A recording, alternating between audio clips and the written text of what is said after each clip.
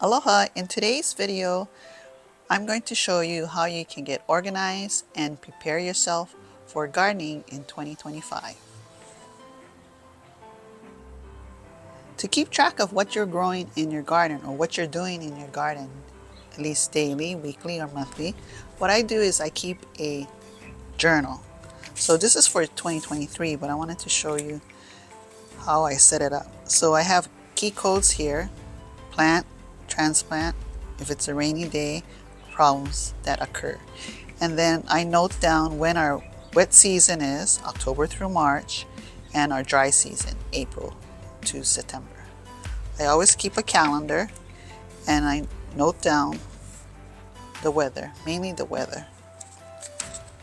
And then when I start my day, I put the date and explain what I'm doing.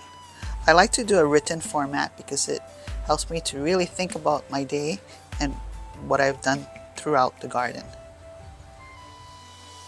So I color code them.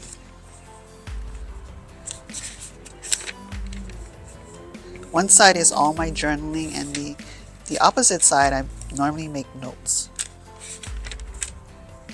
So this is my 2025 journal, and what I'm going to be doing this year is I'm going to be using Callie Kim's calendar, and she has great tips and pictures, but I'm going to be folding it and sticking it in here. So my monthly calendar will be sectioned off, and it will be throughout the journal.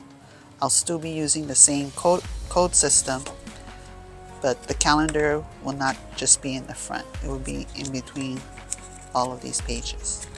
So that's journaling. There's also digital journals on the computer where you can keep track of your daily progress, what you planted, when, the weather, and get good tips. I know Callie Kim is coming out with one in January, and there's others that are out there.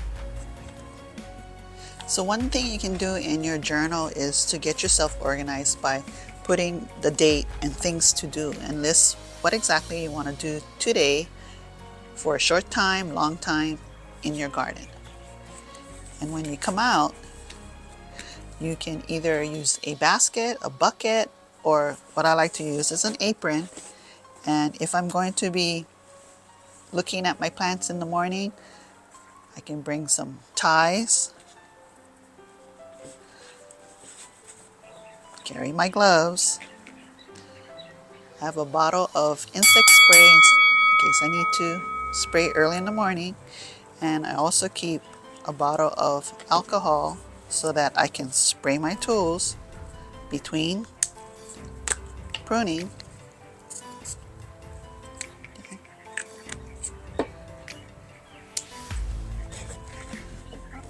I bring a tape measure,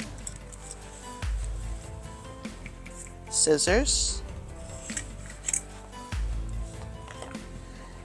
and water meter. I keep it in my apron and I can wear it around my waist. Nice and easy.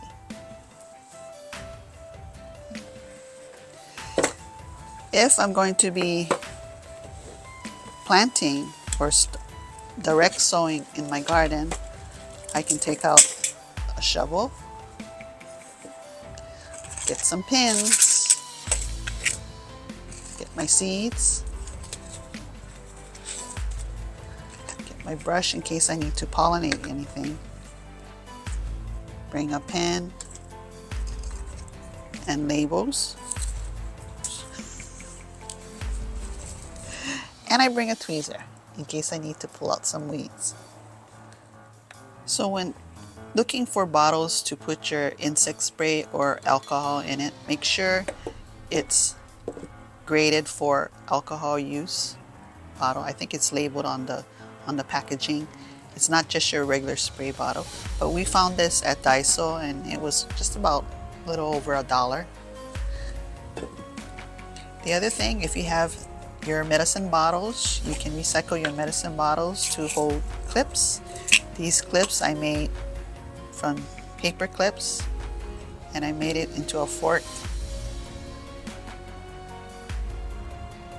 fork-like so that if I had to hold down a plant, specifically my strawberries, I'll use this to hold it down.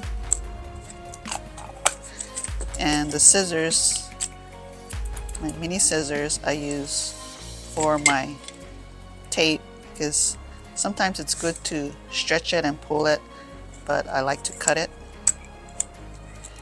The purpose of the tape measure is if you want to see the growth of your plant, you can easily measure using the tape measure. So these are some special tips from our garden.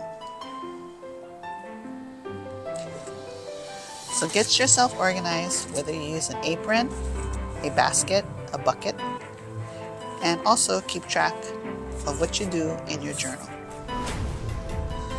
Hope you enjoyed this video. Don't forget to click the like button, subscribe to our channel, and see you next time.